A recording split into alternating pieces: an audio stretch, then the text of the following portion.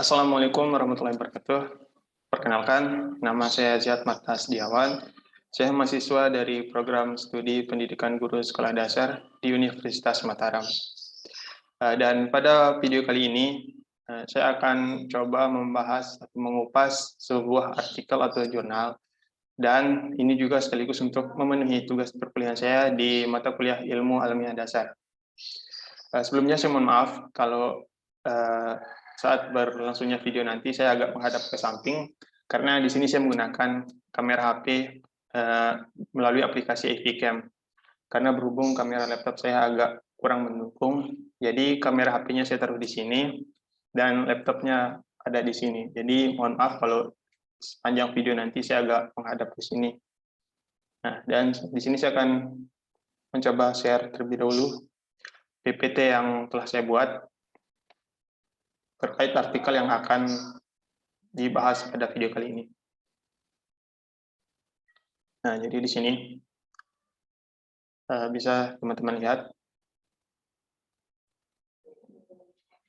Di sini artikelnya berjudul Penyusunan Rencana Pengelolaan Sumber Daya Pesisir berbasis masyarakat di Desa Batu Nampar Selatan, Kabupaten Lombok Timur.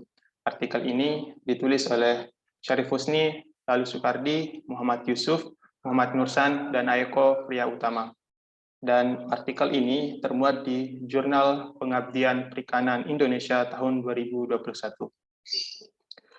Sebelumnya, mari kita review sedikit tentang artikel ini. Judul artikelnya Penyusunan Rencana Pengelolaan Sumber Daya Pesisir berbasis Masyarakat di Desa Batu Nampar Selatan, Kabupaten Lombok Timur. Metode pelaksanaannya menggunakan metode sosialisasi dan fokus group discussion. Sampel penelitian diambil dari masyarakat sekitar pesisir di Desa Batu Nampar Selatan. Kemudian tujuan pelaksanaannya yang pertama untuk mengidentifikasi isu dan permasalahan yang dihadapi masyarakat dalam pemanfaatan sumber daya pesisir di Desa Batu Nampar Selatan. Kemudian tujuan yang kedua, menyusun rencana pembelajaran sumber daya pesisir, menyusun rencana pengelolaan sumber daya pesisir di Desa Batu Nampar Selatan. Oke. Di video kali ini, secara umum ada 3 hal yang akan saya bahas. Yang pertama, tentang permasalahan yang ada pada artikel. Yang kedua, terkait hubungan permasalahan tersebut dengan ilmu alamiah dasar. Dan terakhir nanti saya akan coba memberikan sebuah solusi yang sekiranya bermanfaat untuk permasalahan yang ada pada artikel ini. Oke, kita langsung saja ke pembahasan permasalahannya.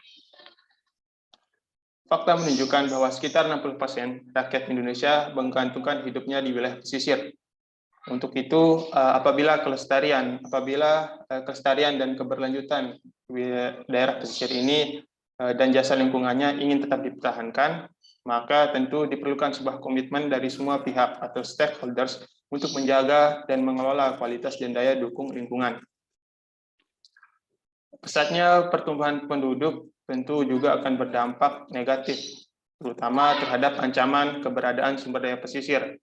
Salah satu ancaman yang bisa ditimbulkan adalah eksploitasi sumber daya pesisir yang berlebihan, terutama untuk wilayah ekstensifikasi, peruntukan yang dapat memicu perekonomian, serta rendahnya keterlibatan masyarakat akan bermuara pada kurang optimalnya pengelolaan wilayah pesisir.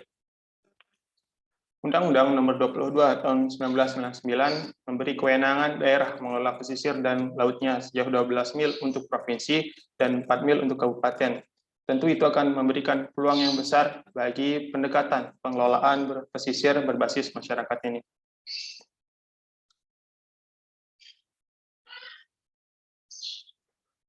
Kita lanjut. Pengelolaan pesisir berbasis masyarakat belum banyak dipraktikkan di Indonesia. Padahal kita tahu bahwa 2/3 wilayah Indonesia adalah laut. Salah satunya termasuk di Provinsi Nusa Tenggara Barat, terkhususnya di Kabupaten Lombok Timur. Padahal pengelolaan sumber daya pesisir hanya ditangani secara temporal dan bersifat sektoral dan tidak melibatkan masyarakat, sehingga penanganannya tidak terlalu terpadu dan tidak berkelanjutan pula. Selanjutnya,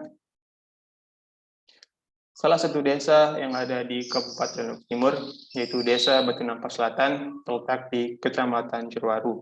Desa ini berada di pesisir bagian barat Laut Lekas. Masyarakatnya kebanyakan berprofesi sebagai nelayan, pembudidaya ikan, dan petambak garam. Untuk mencapai kesinambungan antara profesi ini, tentu dibutuhkan pengelolaan pemanfaatan sumber daya pesisir secara komprehensif yang melibatkan seluruh masyarakat atau stakeholders di desa ini. Tentu itu akan menjadi sebuah keberhasilan dalam pengelolaan wilayah pesisir yang berkelanjutan.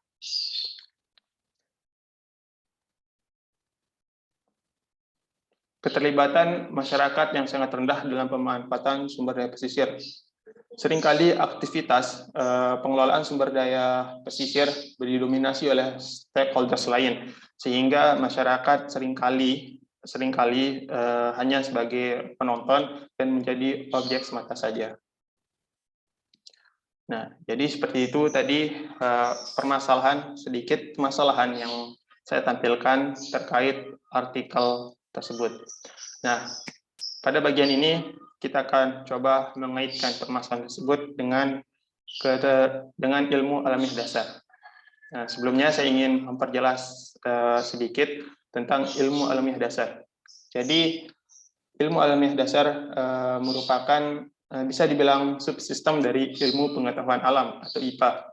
Karena seperti yang dianjurkan oleh PISA, pembelajaran ilmu alamiah dasar mencakup konteks, kompetensi dan sikap terkait fenomena alam. Antara lain yaitu mencakup paling tidak hakikat IPA sendiri dan metode ilmiahnya, termasuk asal mula kehidupan, terus keragaman hayati, kemudian lingkungan, bumi, dan alam semesta, sumber daya alam, ekosistem itu juga termasuk adalah hakikat atau konteks dari ilmu alamiah dasar ini. Nah, dari pengertian dan permasalahan yang tadi kita bahas, di sini saya mengambil ada 3 pembahasan yang berkaitan dengan ilmu alamiah dasar. Yang pertama tentang sumber daya alam, yang kedua munculnya wawasan baru, dan yang ketiga adalah kondisi lingkungan. Kita akan coba bahas satu persatu. Oke, kita mulai dari sumber daya alam. Sumber daya di wilayah pesisir terdiri dari sumber daya alam yang dapat dipulihkan dan tidak dapat dipulihkan. Contoh sumber daya alam yang dapat dipulihkan misalnya seperti rumput laut, padang lamun, hutan mangrove, dan terumbu karang. Sedangkan untuk sumber daya yang tidak dapat dipulihkan yaitu seperti minyak dan gas, biji besi, pasir, dan bauksit. Kemudian munculnya wawasan baru. Bagaimana pengelolaan wilayah pesisir dan cara menanggulangi permasalahannya. Pada artikel ini memunculkan sebuah wawasan baru, bagaimana mengelola wilayah pesisir dan cara menanggulangi permasalahan yang ada pada artikel ini. Misalnya tadi seperti adanya percobaan tentang penyusunan rencana pengelolaan untuk sumber daya pesisir. Itu menjadi sebuah wawasan baru untuk keberlanjutan pengelolaan sumber daya pesisir tersebut. Kemudian kita ke bagian kondisi lingkungan masyarakat wilayah pesisir. Dalam artikel tentang kondisi lingkungan ini dimuat juga bagaimana cara mengatasi kondisi lingkungan yang ada pada wilayah pesisir. Contoh sederhananya saja, kita ambil dari kondisi pantai saat ini. Tentu banyak sekali sampah yang berserakan di pantai. Itu menjadi salah satu masalah atau problem yang bisa diselesaikan untuk keberlanjutan pengelolaan sumber daya pesisir. Oke, kemudian setelah mengaitkan permasalahan yang ada pada artikel dan coba mengupasnya sedikit tadi, saya akan menampilkan solusi dari saya sendiri terkait permasalahan ini, yaitu melalui perencanaan dan pengelolaan sumber daya pesisir dapat dilaksanakan dengan salah satunya dengan pendekatan ekosistem.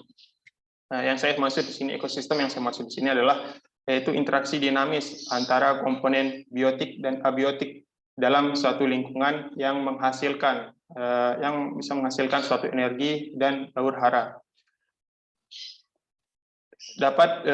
Pendekatan ekosistem ini dapat dilakukan pada skala ruang dan wilayah manapun, menempatkan dalam pendekatan ekosistem ini di mana manusia ditempatkan sebagai bagian integral dari ekosistem.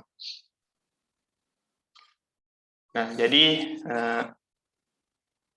mungkin hanya itu pembahasan pada video kali ini.